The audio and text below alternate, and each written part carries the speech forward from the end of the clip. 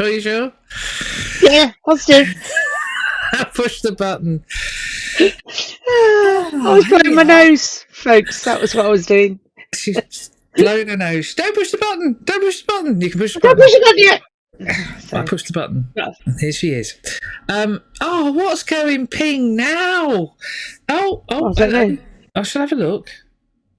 Yeah, it's your end. It's not me. Well, this woman's timing, if she's as good as she's been. I know what you're going to tell me. We were going to start this pod with some fabulous news, ladies and gentlemen. Yeah. Because it just got fabulouser. And Ladies Wot Pod member, here she is. Yeah. That's her in the middle. That's her in the middle, not Mitch on the right or John White on the left. It's Ella Bevan. And it's just fabulous news. And she just sent me a message that she's very excited and honoured to be taking on the role, and she'll definitely be in touch. So, you have to be Ella, because, wonderful woman, and it's great news that the relationship with it's just great. The Barwell family just continues. Fantastic. It's just great. And she's such a lovely lady. And we had such fun when we were working on the Mob Zone project all those years ago, Liz? All those years ago. Yeah. She'll probably want a cake. We know you're good at that. Anyway, should we introduce she ourselves? does like cake. Yeah. Hello, I'm Claire Jones. And I've still got a camera stuck to my face. And the sun is still shining in Cambridgeshire. Amazingly, I'm surrounded by dazzles. It's Dazzle City in my... Yeah, how many did you nick on Saturday? Just the odd one or two. You're giving them away to straight... Well, okay. My Dazzle's feeling left out. Who I'm giving them away to. Oh, is she? Ray, is your Dazzle? My Dazzle wants to say, hello, Dazzle. Hello, Dazzle. Yes. So, yes, I'm still on the edge of the fence, and I've still got a camera stuck to my face, and I'm still having absolute blast. And I am now officially retired from paid work. Because for those of you who still get confused as to what I do in real life, I used to work for the Commonwealth War Graves Commission, and mid last week I said goodbye, and they were absolutely lovely. But I am now retired, and I do the photography thing. Yeah, I do the photography thing as a charity fundraising. Yeah, just a great gig to do. And so yes. So, who are you, Mrs. Saunders? Oh, I am. Sorry, before I mentioned my retirement, because apparently, according to our fly half, Mr. F. Smith, I've got to retire again this week. Not as cool as his mother. Not as cool as his mother. He asked me after Saturday's result, if I could retire again this week. So, Dr. Jones, I've got to go through it all again and retire again. I don't know what that means, but hey, if it works. It works. I interrupted. Oh, you did. I was having to think about it. Who am I? You get to an age where questions like that can be quite tough. But I am Lis Saunders, and I am in rural South Northamptonshire, which is getting less rural, to be honest, as the planners keep in Westminster keep overturning stuff. Anyway, that's neither here nor there. Just a little soapbox there. And I am Chief Halo, Chairman of the Saint Supporters Club, granny to mini rugby players, and general all-round rugby nurse. That's it, really. Yeah, and I retired ages ago, and I used to work with young offenders, so rugby players hold no challenge. Indeed not. Yes, so it's been a great first week to retire. I've been very busy, and we'll continue to be busy, because we've got a lot on this week, haven't we? Well, one thing we have, including this pod. So congratulations to Ella, I'm sure, and also a big thank you to John White. John is the most charming man. One of my abiding memories of John. He's a cool customer, and he's managed the ship through some pretty challenging times over the past. But there are a couple of things I remember about John. One was Tim and I stalking him in La Rochelle, him and his wife. We Okay. didn't mean to. Oh, all right. Every restaurant we went in, there was John, or we were already sat there and arrived John, so he was beginning to get slightly unnerved by this couple who were always there. And then, of course, the reunion lunches that John and Paul Shields have done a fantastic job getting the guys, the former players, together. And I know it's a highlight of John's that the big team photo. He always likes a big team photo. So the original one, I think, is still the best because it had never happened before. But he does like a good photo. So, but no, thank you to John, and hopefully we will see Ella very soon.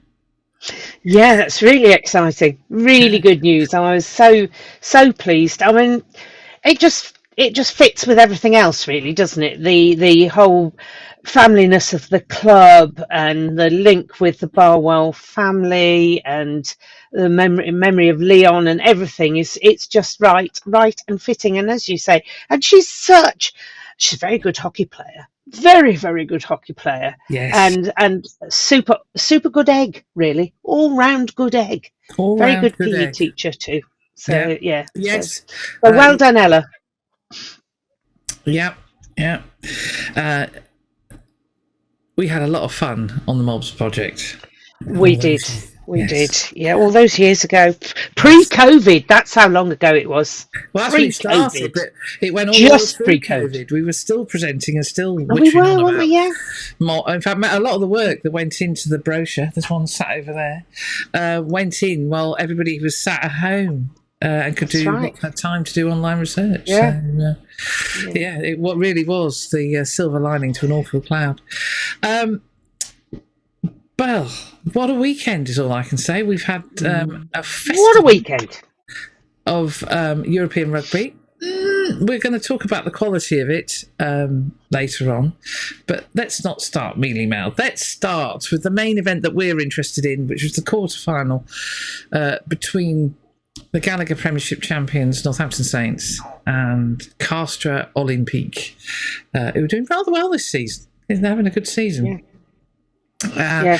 And there were only three of the starting 15 for Castres that started on that remained from the team that we originally played in the group stages.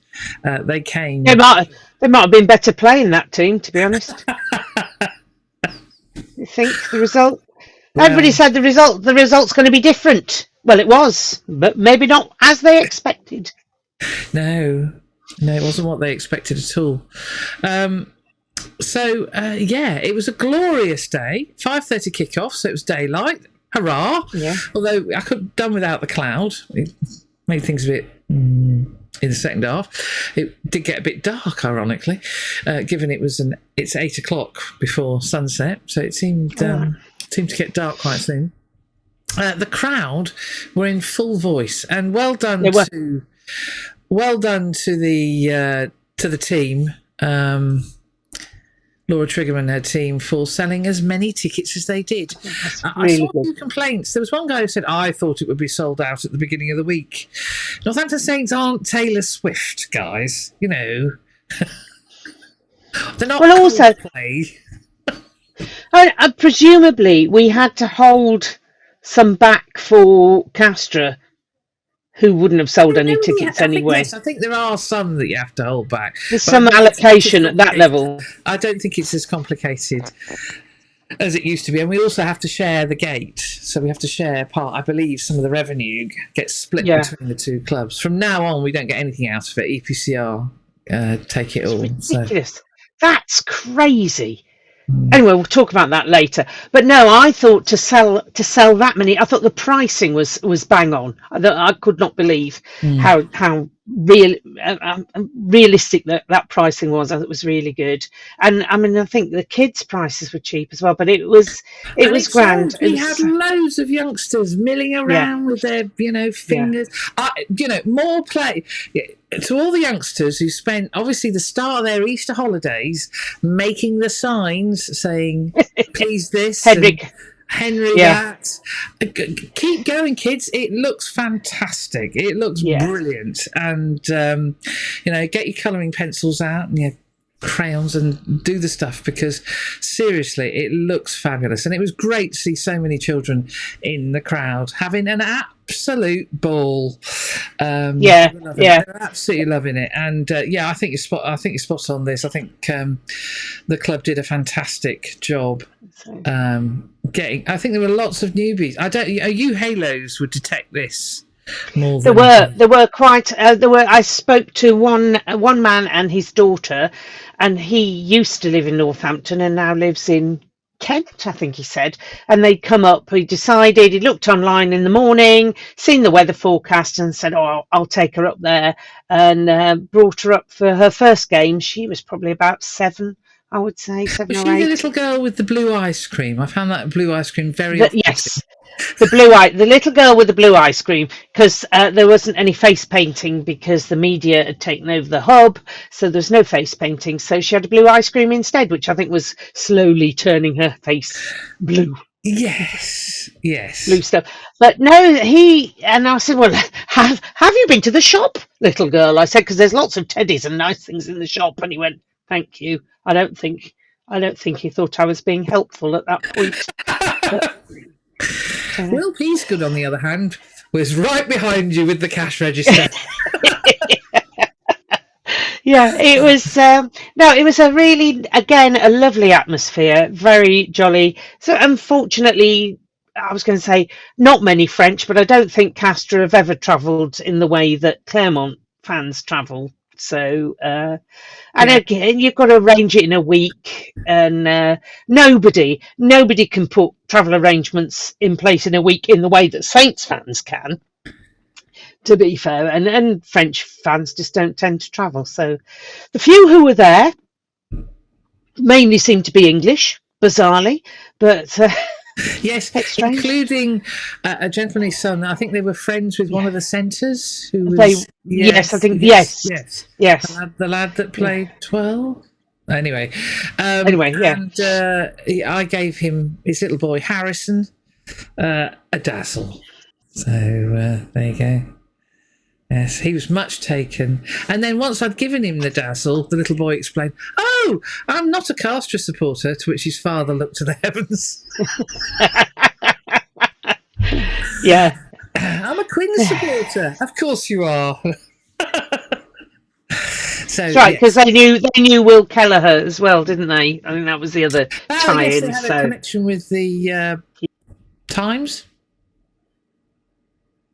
No, the bloke who's playing prop, the former Quins player. Oh, Collier. Yes. Collier, not Kelleher. Yes. Sorry. I'm sorry, it's Monday afternoon. That's... Names. Don't ask me that. Yeah, I did witness Mr. Collier giving Lizzie Goodchild, unsurprisingly given her former role, a big hug before the game. Which is very sweet. So it was a glorious day. Castres came to win. I don't think they didn't do the they were not making up the numbers. They were not making up the numbers. They came for a punch. They were a bit feisty. More of that in a minute. Yes. Oh, she's off now.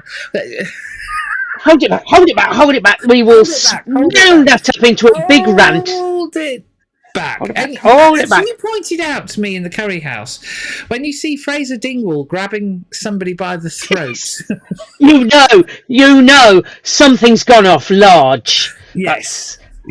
I'm phrasing that, there has been things happening. Politely asking the gentleman for an apology. Yes. And to desist. Cease and desist. At once. Yes. And off we went at the races. So the previous week, Saints had talked about getting a fast start, and it didn't happen. This week, they came out at 90 miles an hour and scored a utterly glorious try. It comes from nowhere. Absolutely in midfield. It comes from nowhere. Freemo makes a break. And guess who's tracking him? Guess who's tracking him? Yeah. The original Sergeant Wilson. Wilson, yeah. Original and the best. And the best, Sergeant Wilson. Who hurtles on down, gets the ball away to Freemo, and Dinger's in the background doing a celebration. Off we go at the races. It's a thing of beauty. And then I've watched the lawnmower thing. What's this thing about the lawnmower? I had a host of people between me and the celebration, but it was glorious. It was utterly glorious. Both, I mean, Freemo's first offload to Ferbs was pretty impressive, but Ferbs popping that ball up for Freemo. This is where what we've said for two and a half seasons now. Mates who've grown up together, playing together, you really see it. I mean, that was born of years of the back pitches, wasn't it? It was they can only do it because they've practiced it endlessly, and they know and trust each other, and they know each other. Which is, when Finn talked it through about Leicester, it was going to be a bit clunky. Well, our game plan doesn't support clunky. It's either like an oil machine, or it's a bit like the machine in Jabberwocky. For those, when you change one little thing, the whole thing goes. It falls apart. Yeah, falls apart. Yeah. But it didn't on Saturday. It was a thing of beauty, and I sat there and thought, wow. And then immediately thought, so I had been given two things to do on Saturday. One was the run out, more of that later, and the other was Liz very politely said, could I have some try celebrations? And so when Freemo shot past me with a huge grin, I thought, well, that's a good start. Yeah. And of course, those of you who look at the announcements that were in the semi-final, it's Freemo with a big grin on his face that I took. So I thought, well, I've ticked that brief. I've got off to a good start. Thereafter, the try celebrations were on the other side of the flipping field mostly, or there were loads of Castres guys in the way and they had their back to me, and it was painful. Anyway, but you need words. Remember the red hat. I don't know where you've been aiming, but hello. And then we had Henry and his basketball. Yes. Oh, Henry. More of him later. After the game, he thought the players, the rest of the squad, needed to see how he executed it, which meant I was stood there with a dancing Henry in front of me. And, of course, I can't walk on the hallowed, because I wasn't wearing boots. So I basically had to stand there watching Henry reenact his basketball try celebration several times before I could escape. Yes. So I got Henry's tries, but it's not really a celebration. Out of context, you're not going to know what's going on. Shall we talk about Henry? Let's get Henry out the way. Let's get Henry. We will always be talking about Henry. We need to talk about Henry. Oh, my goodness me. We're having a chat with the two blokes sit behind me. I must find out. Tell me your names next time at Bristol. Please tell me your names. And we were saying about Henry and really how irritating he is, and he's a bit of a such and such, but he's our such and such, as we've all said. And I said, no, if he played for Tigers or Saracens, you'd want to rip his arms off and beat him around the head with a soggy end, wouldn't you? You really would just hate him with such a, not hate, too strong a word, but he's such an irritant, such a pain in the ass, but he's ours. He's our pain in the arse, if you don't mind. Thank you very much. And I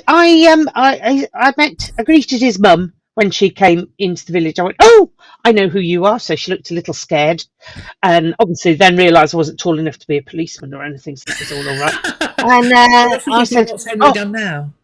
I said, oh, you're Henry's mum. She did look even more scared at that point. And I said, no, I'd just like to say, really, whenever I've met him, what a delightful young man he is. And she said something along the lines, every mum will recognise this. Oh, well, I'm glad he's nice to other people. Yeah. And I said, yeah.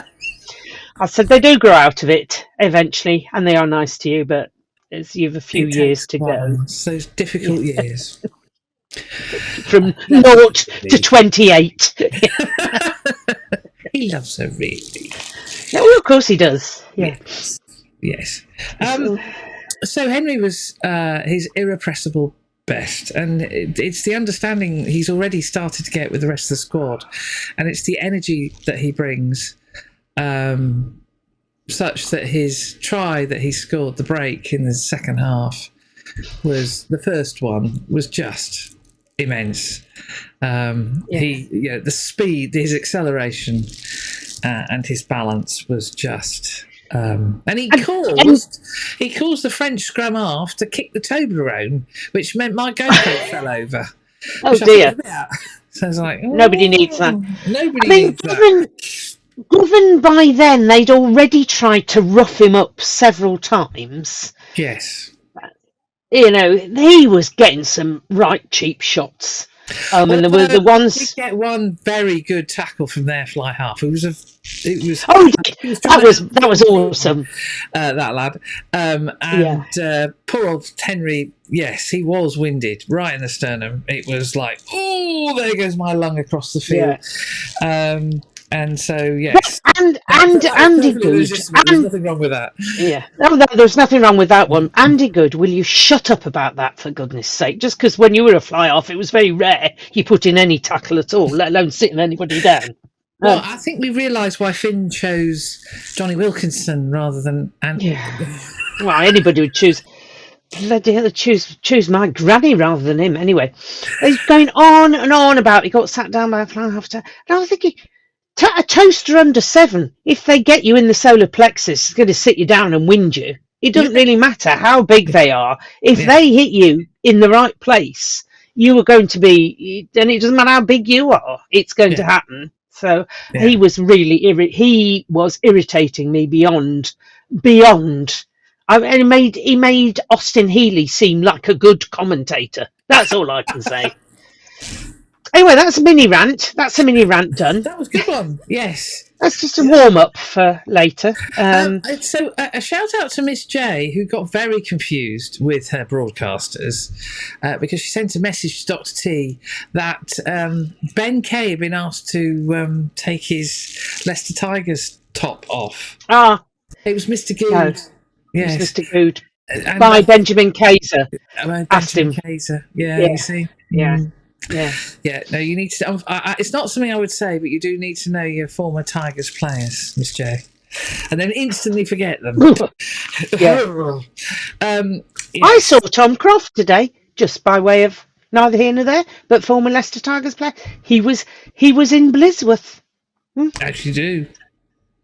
Well, he must have been feeling fairly uncomfortable because that's quite deep into Saints territory, isn't it? I was going to say, the costume's a bit thin for him round there. Yeah. Mm-hmm. And I nearly said hello, but I wasn't sure it was him until he'd gone past. I know it was too late, so I didn't. So I thought the game was absolutely cracking. It cracked along at a fair old tilt. Although the second half seemed to take an age to play.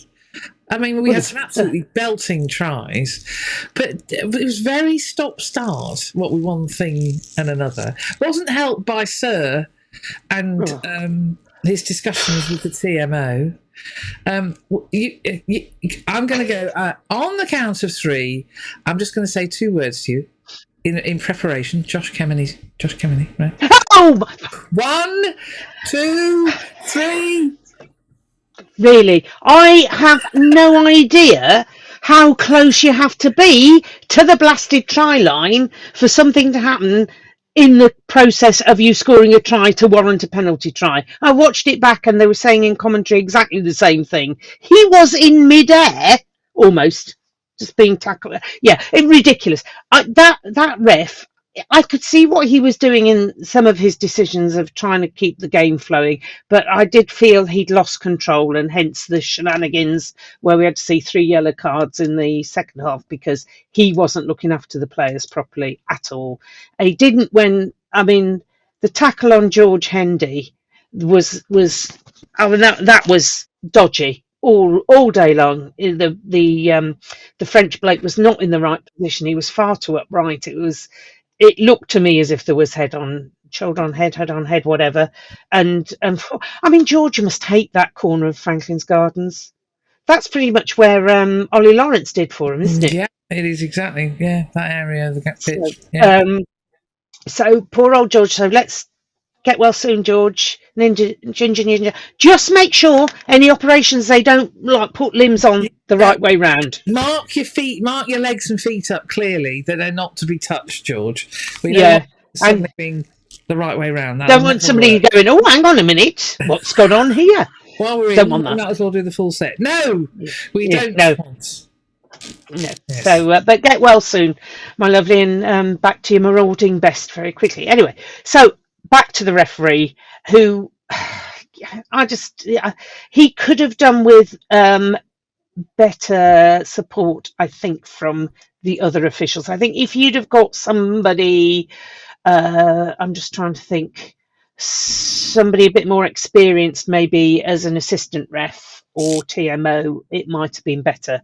He was a bit, that's my... It did seem very strange, some of the decisions that were happening. I mean, Berger, who ended up with his nose rearranged, all over his face. He had so much padding up his nose. Breathing must have been very hard. Well, he had something strapped across his top of his nose, and then he holding that bit in, up each nostril. So it was it was. So why that was not? Well, it was reviewed and nothing. I mean, no, come on. We've seen red cards for way less than that. Now, I'm not a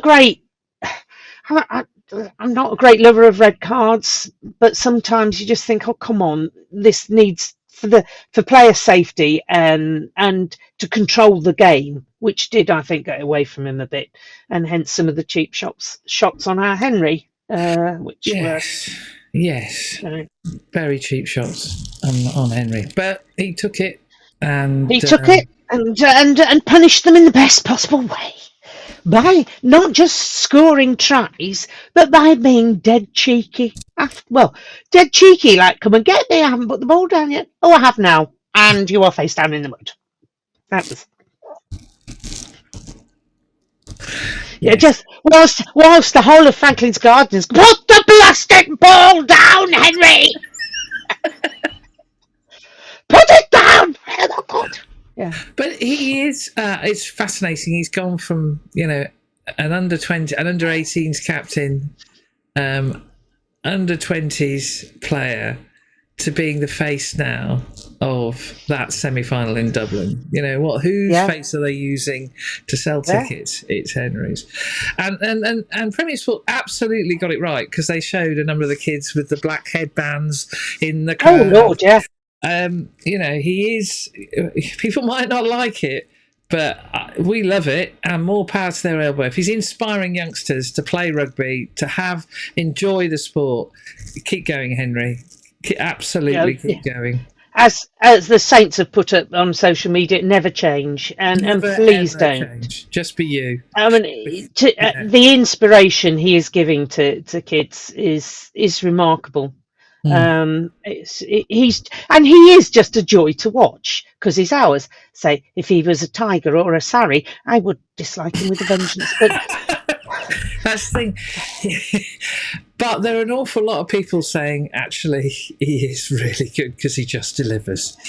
He does what he says he's going to do, and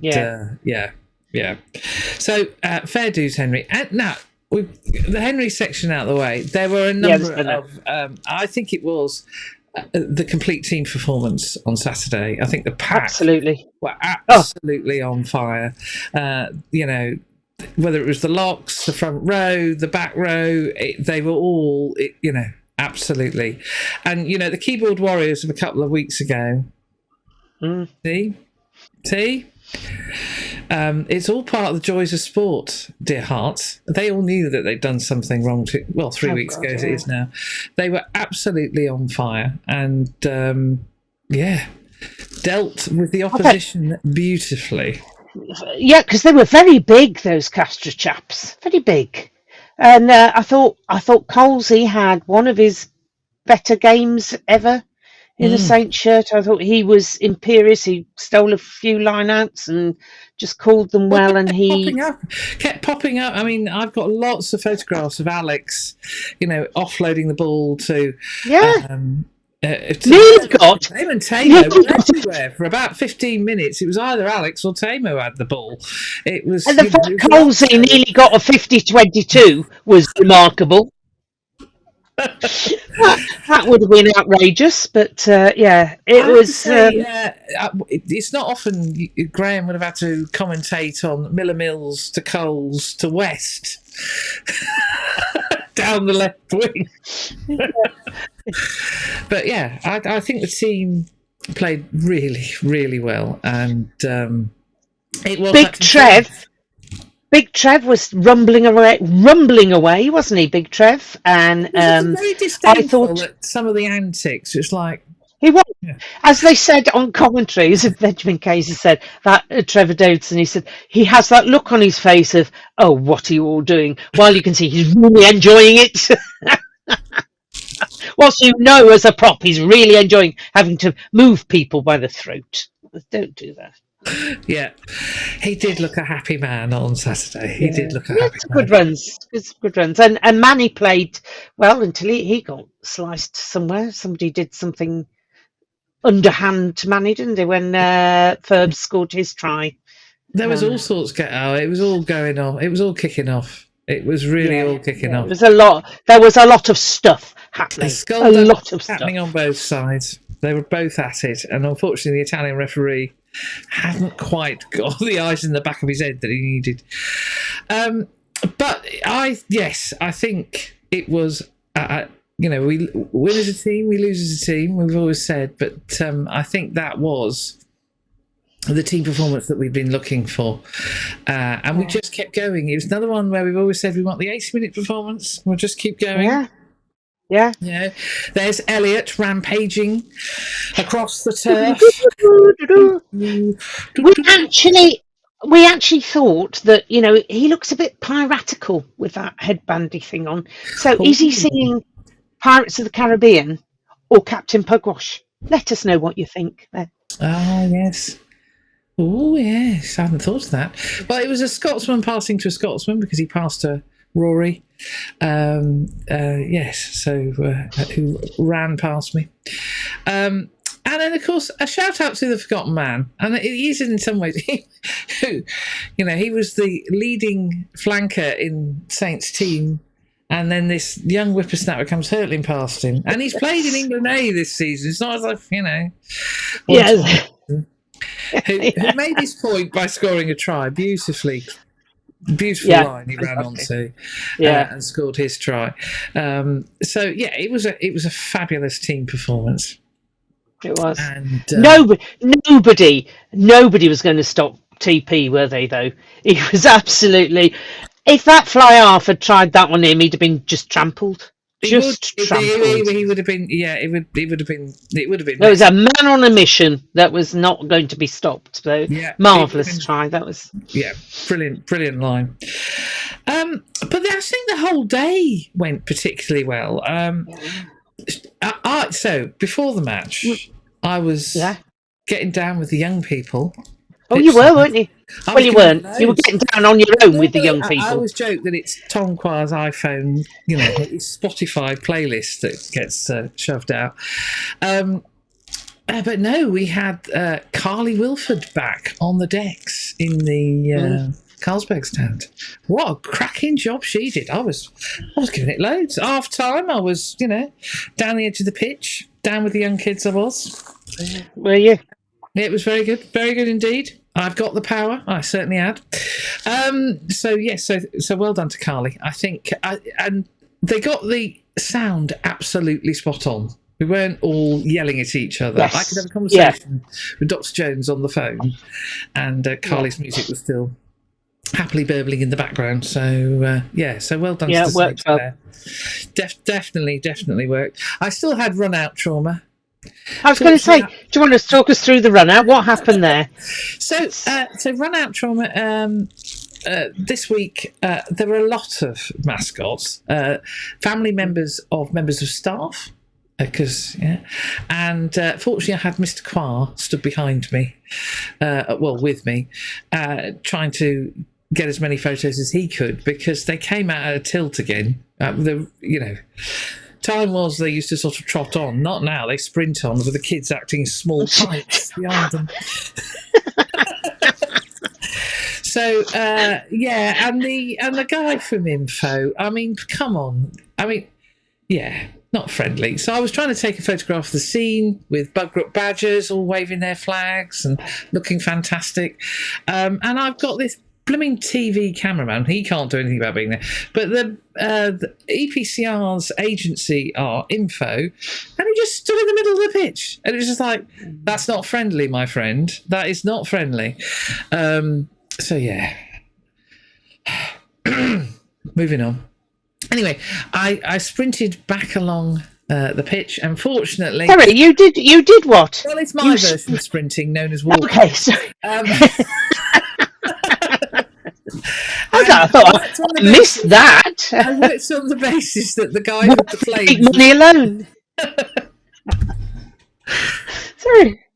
She's very mean to me. I worked on the basis that the guy with the flames was still trying to get off the pitch, and also the big shirt was trying to be removed as well. So working on the basis I wasn't last, I then got to my position, and I was away. And this week I had a little GoPro. I'd only bought it the day before, so it really was. Yes, so I'm still learning about it, but I got the try, Freemo's try, with him hurtling past, and I also got Henry's first try, which involved as I said, the scrum half kicking the Toblerone, sent me overwent me GoPro. So you can see how Henry scored that, but I've got to edit it yet. I can edit. I have no problem editing stills photos. Video is a bit beyond me at the minute, so I've got some fun ahead of me. I think you have to leave in though. So video, Henry scored try, Henry scored. Oh yes, as it falls because actually you can then see me going ooh, like that in the background. Yes, so all has to be left. You'll get the full version when eventually I publish it. And what I'll do, ladies and gentlemen, I will try and put it at the end of this podcast. So there, there's a reason to listen to the end. You can see Red Hat's attempt at doing videos, but I'm going to do more of that with one of these little cameras. The idea is that you either wear it here or you sit it on top of your camera, or as I did on Saturday, I just had it on a little tripod-y thing and it was sat in front of me. So effectively you got my view of what was going on. But I had it on a very wide angle, so you had both sides of the pitch and the players are like little dots. So I think I got too wide an angle. But anyway, it was lots of fun. Lots of photographs of the players. Now, in the changing room... Oh, yes. The bit you hate. Yes, I did notice you were explaining to somebody how it's a tough gig and someone's got to do it. Yeah. Well, we know that. We know, Dr. T and I, every week go, where is Ush in the changing room, of course. We know how much she hates it. Got to do it, though. Got to do it. It was a very happy Mr. Dowson, as you would expect. And they all put it down to the work that the guys have been doing. And that's the full squad. Dowson's always at pains to recognise the full squad, because they wouldn't be able to do it. They wouldn't be able to do it without having the full squad. Well, we've seen them at training, and everyone. We'll talk about open training in a minute. So this week, Vesti yelled, "It's 2 minutes to go, and you're 3 points behind." And you could see various of the players go, "I'll just follow him." And lots of the other players go, "Oh, right, okay, this is what we're going to do. We're going to be hang on, 2 minutes to go, 2 minutes. I don't understand. Count my fingers. What does that mean? And then, controversially, Fergs gave a penalty. Oh, Did he say what for? It was just random to give. Yeah. There was some naughtiness going on, and he was not having it. So yeah. So they had to think again about the plan.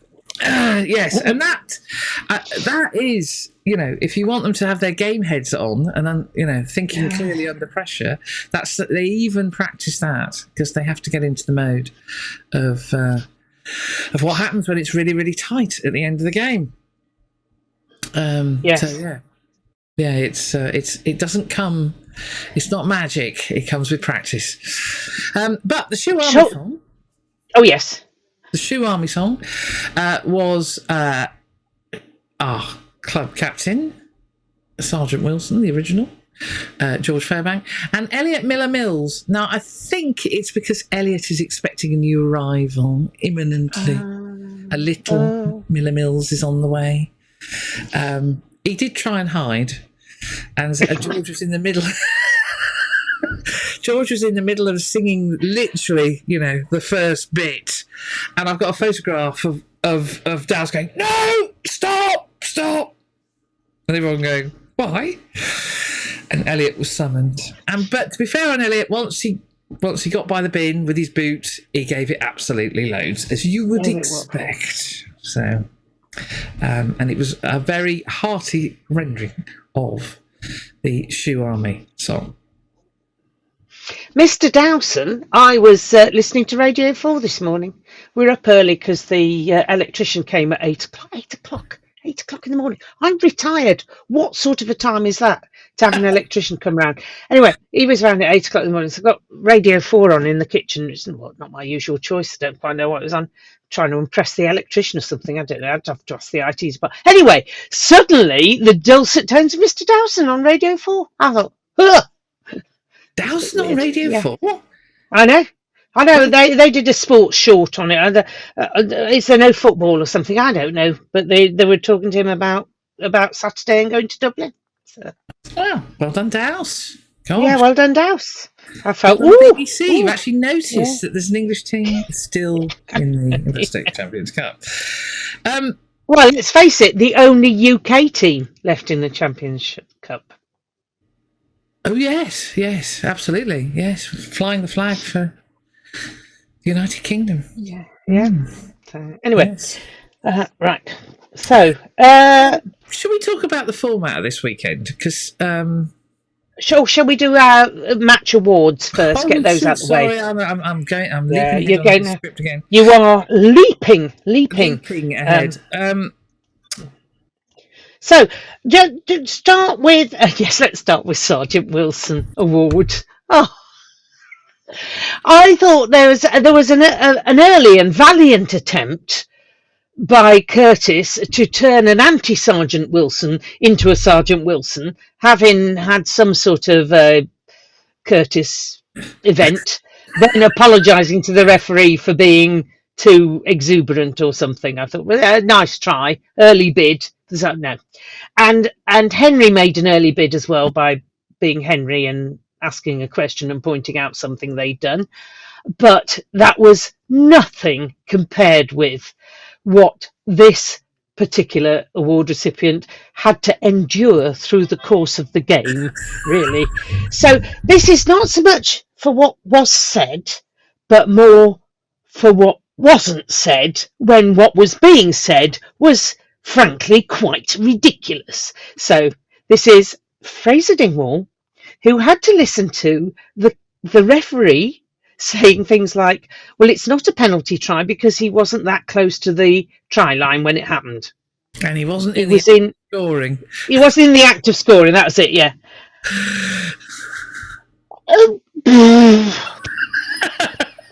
Right, okay, off I go. I mean, the eyebrows said it all, Fraser. You didn't. Yeah, don't play poker, Fraser. But well done for not unzipping your mouth at the time. I suspect there was so calm. No, not at all. I suspect that sometimes in life there are so many words trying to get out that they cause a word jam. And you can't get any of them out, which is probably a blessing. That does happen to me. That has probably saved me from being beaten to a pulp on many occasions. There's so many words just queuing to come out that nothing comes out, and I stand there like a goldfish for a few minutes. And if he can drag me away in that time, life is saved. Other than that, but yes, it's. But yeah, I suspect that happened to Fraser on many occasions when, frankly, some of the refereeing decisions were just a number of conversations ridiculous. between Sir and the two captains, and I think Fraser kept us on the right side of him by being calm and so gracious, and looking as if he was being supportive. He wasn't, but he was looking as if he was. He was actually thinking, "You have no idea what you're talking about." But he's going, "Yes, sir. Yeah, yes. Oh, very wise, you idiot." I think Fraser played an absolute blinder with Sir, and as a result protected the team from the worst vagaries of Sir. And I thought Temu continuing to look confused for the whole of his 10 minutes rest, as if he'd no idea why he got the yellow card, was also excellent. Yes, but not in keeping with the Sergeant Wilson Award. No, but the confusion was fabulous. No. And Temo, who is my friend, I stand next to him now in the huddle, so I can get a picture of the huddle. He's very helpful because he's the tallest player in the team. Well, yes. Okay. And I stand next to him. Oh, bless him. Mate, lovely man. He's a charming man. Now, Ladies Wot player of the match? Oh, we've got. Well, there was some discussion with my friends behind. Please let me know your names of my friends behind. And we were all going, well, if he doesn't get the official one, Mitch is our player of the match. But then he got the official one, so great minds think alike. And he had an absolute belter of a game. I mean, summed up by that moving laterally across the pitch, selling dummies to anybody and everybody, pretending blades of grass were going to catch it. And the Castres guys go, what's happening? And then I think Henry went on in the end and scored a try from there. And I just thought Mitch played so well, and he was well deserved the official man of the match. So he can't get ours. Henry can't get it because we're not giving it to you every week. Likewise, Finn. I don't think he was brilliant, but he wasn't the best player on the same side on the pitch. We think there's a special award for a brave soldier for George Furbank. Nobody expected him to have to come on in minute 3 and play for that long, and he was in diplomatically discomfort at the end, probably immense pain, but so let's hope it's not disturbed anything vital, and he's all right. But yeah, well played, George Furbank. But ladies, so anybody else we should mention apart from just about everybody, because you all played so very well. Alex Cole. All the children played Alex well. Coles. Alex Coles. Yeah. He's back to his rampaging best.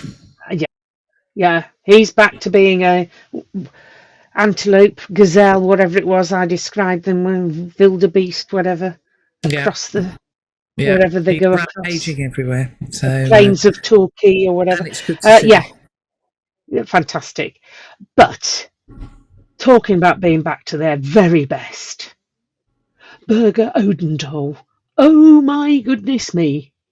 Even when they spread your nose all over your face, you still come back and go, doesn't bother me, I'm a-going again. And I went again you did. Yeah. So you're our player of the match. Yeah. Well done, Berger. And lovely to see him back. Lovely. Lovely. It's absolutely brilliant. And we are blessed with some fantastic centres. We are.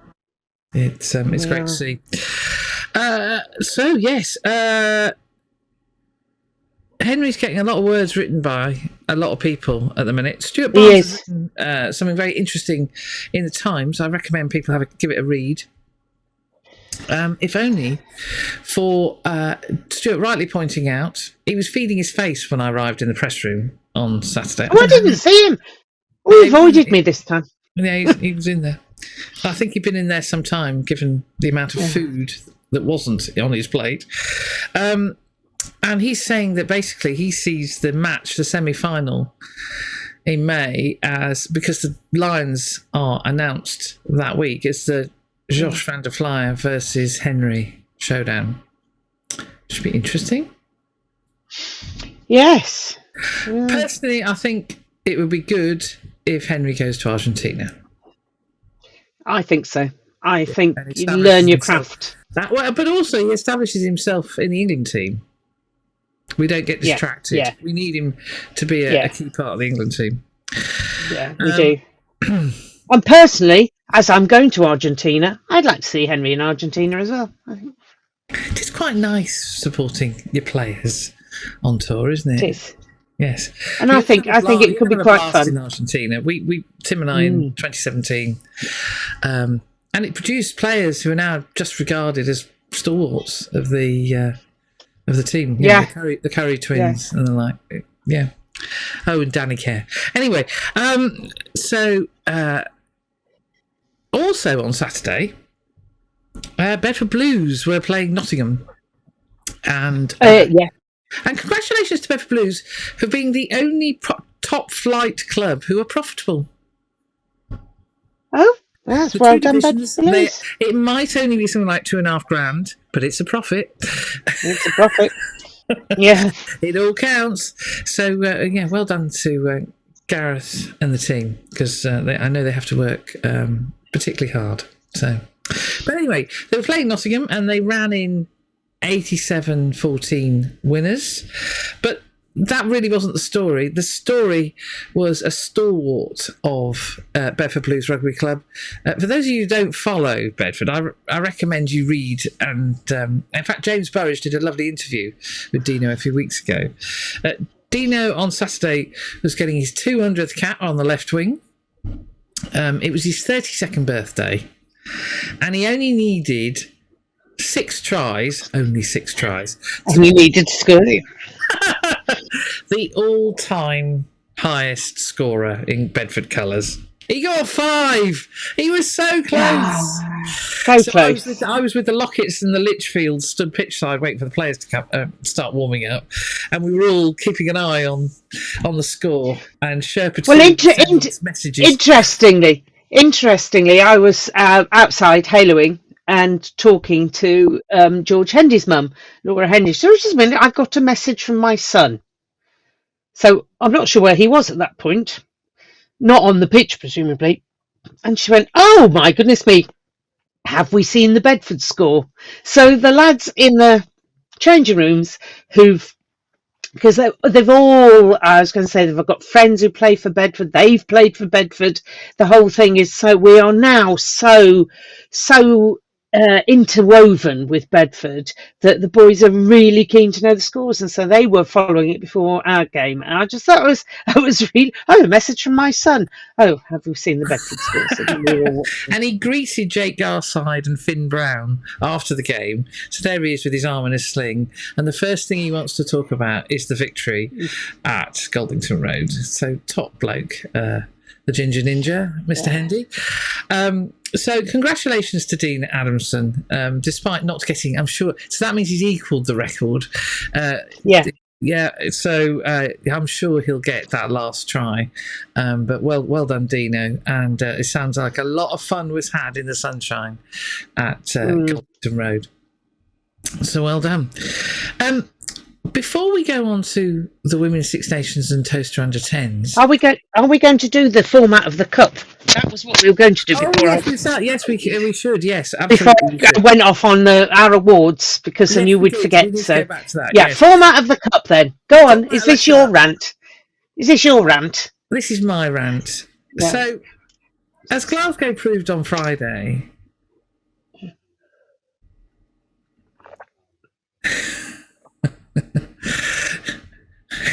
Go on. Crack on, I'm just having a drink while you have a rant. I mean, it's gin. It's not. It's not gin. It's not gin.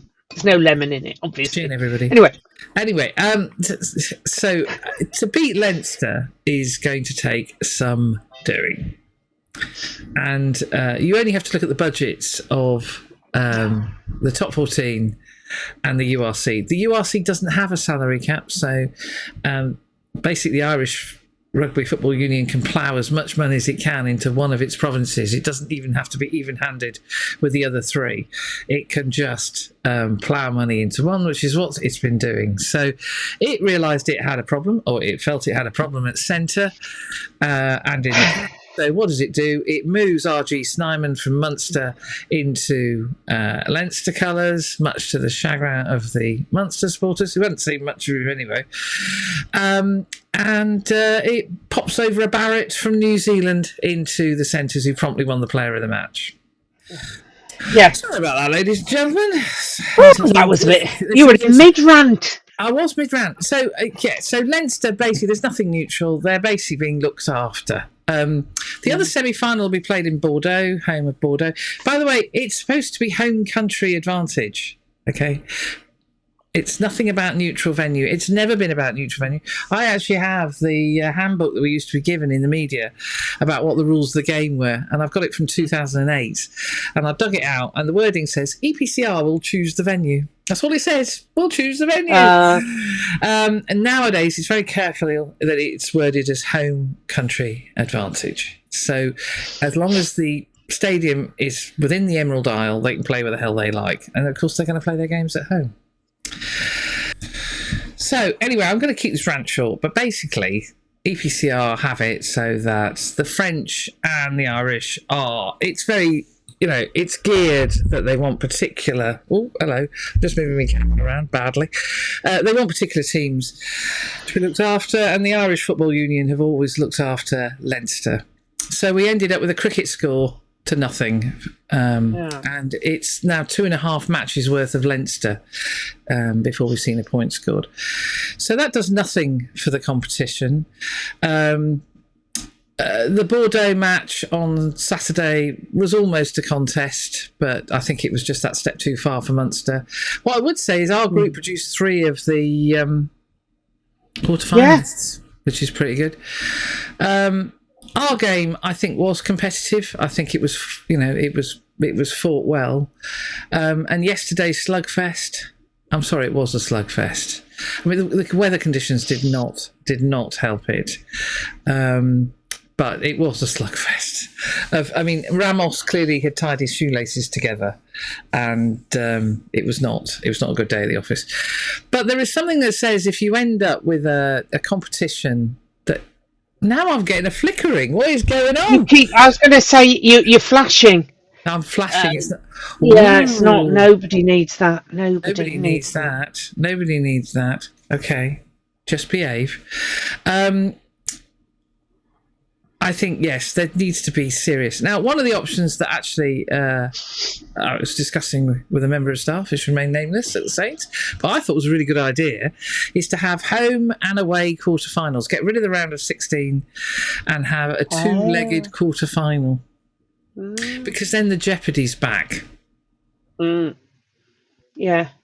And you lose. And also, you can give yourself a month between the group stages and... the quarterfinals. You end up with a lovely double header, and you can see who goes through to the semi. Yeah, so rid of the round of 16.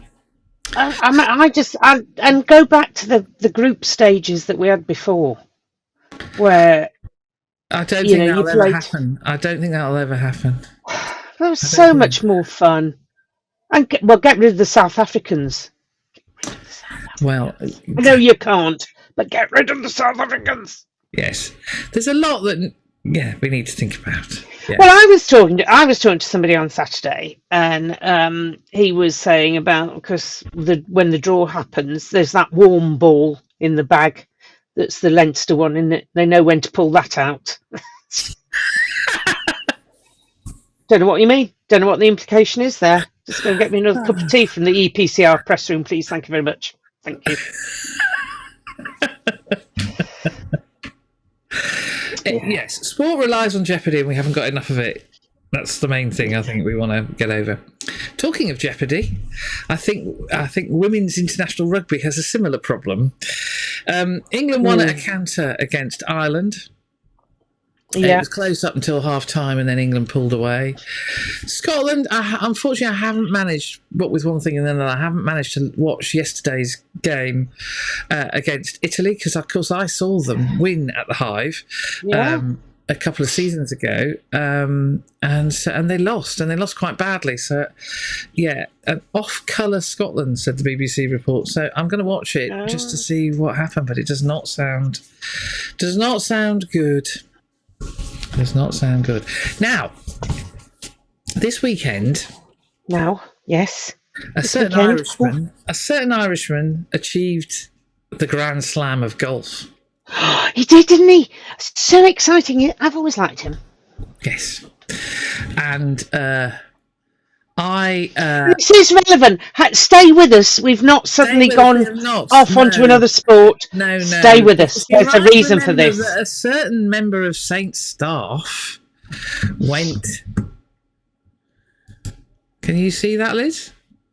I can see quite a lot of little photos, and we need to home in on that's the one. There he is. Yes. Recognise that bloke in the background? Grinning and looking relaxed. Mr. Darburn. Hello, Mr. Darburn. Talk about getting yourself in the right place at the right time. It's handy to be tall, isn't it? Talk about photo bombing. That's shameless, Mr. Darburn.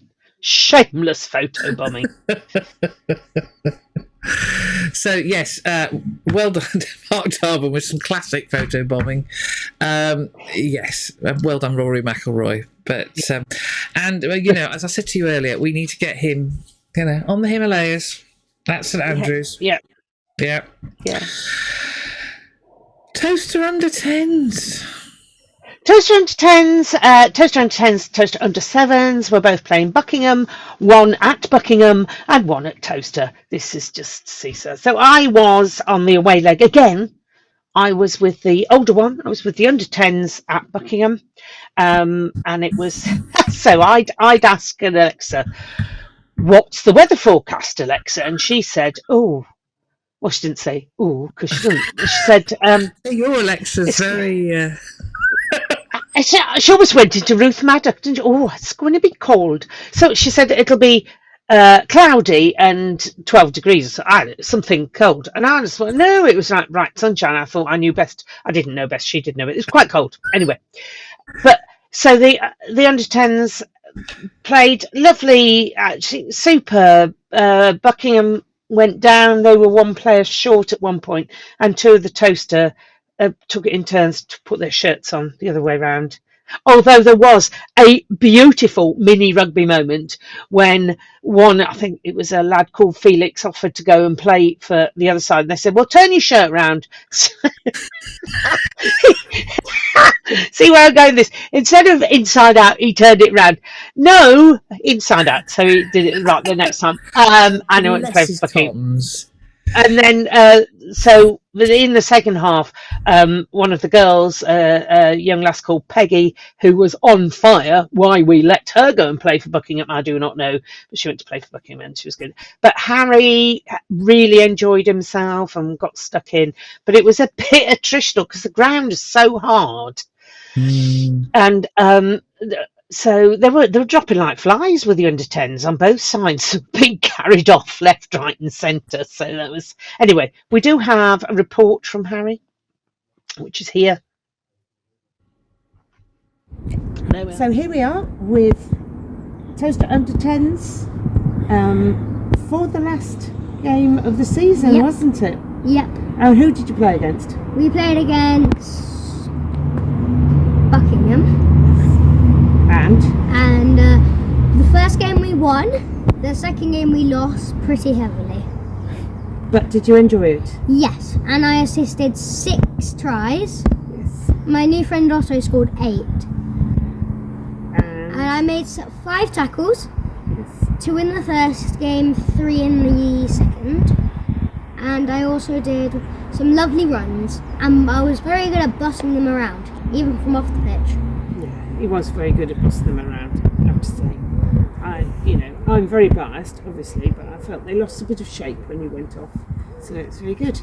Last game of the season. So it'll be under 11s next season. Yep. Yeah. and there will be no update next week. But there might be one the week after that. With the presentations, yes. Anything else, Harry? No. There we are. And the International Man of Mystery obviously couldn't be bothered to to do it.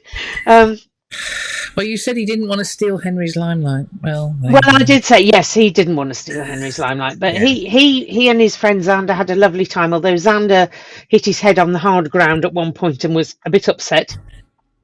And Hannah said you could see Alfie's little face going, "Oh, my friend." There's a bit, but no, Xander will be all right. So everybody was happy in the end. They had a good time. So was the last game of the season. So they've got next weekend off, being as it's Easter Sunday. And then they've got the end of season awards and barbecue and fun day, and then that's it. So, wow. The under 11s and under 8s beckon. My gosh. I know, good grief.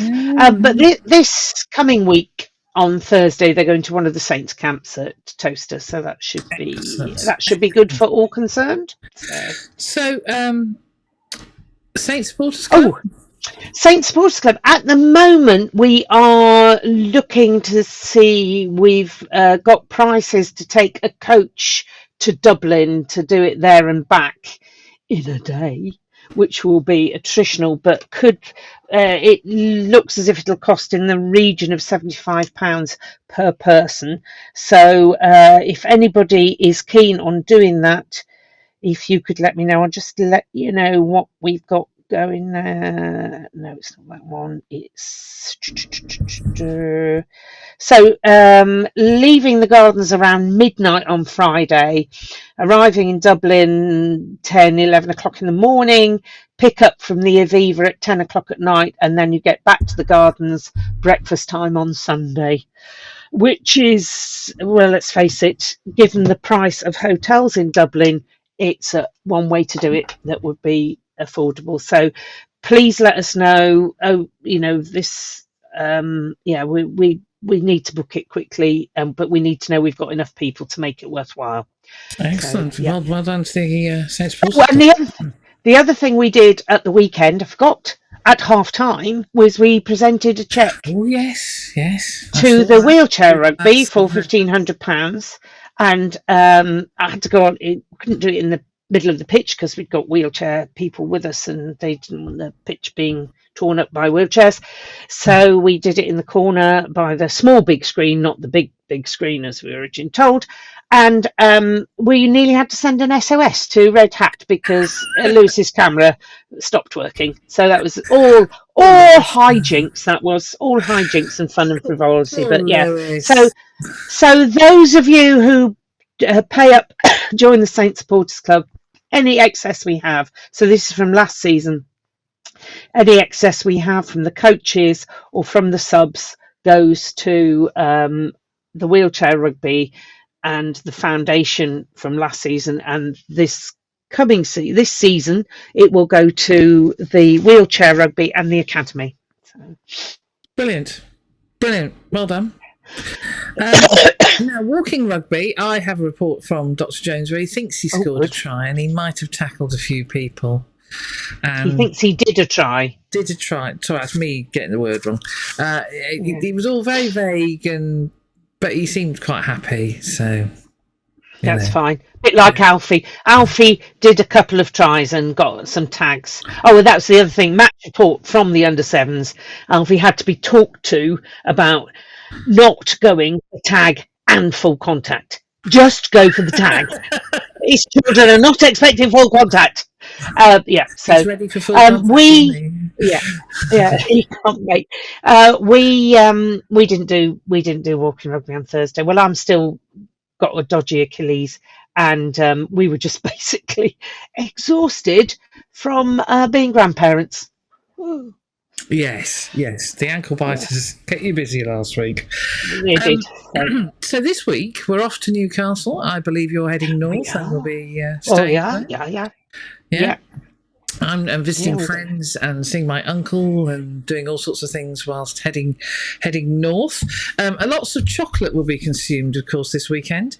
And there you go. I've tried it. It's very good. Very good chocolate. Yeah, Very fuel good for your chocolate. game day. I think if I'd eaten all of one of these, I'd have been seriously unwell. It's solid stuff. It's Tony's chocolate, by the way. Tony's chocolate, very good, very good, and it's yeah. I noticed, unlike the toy dazzles, this went very quickly on Saturday. The press clearly liked the idea of chocolate. They might not like Pringles, but they know chocolate. They know chocolates. Yeah. Well, everyone. I was going to say, they save them having to buy Easter eggs. And Bedford are off to London to play Ealing Trailfinders. You're still flashing, by the way. I know. We better wind this up, and we Plan B. It's not working. Yeah. There you go. So we're our way through to the end. Can I just quick shout out to Pat and Sue, who said hello to me? One of those moments where Pat went, "Oh, hello! Oh, you don't know me, do you? But I know you."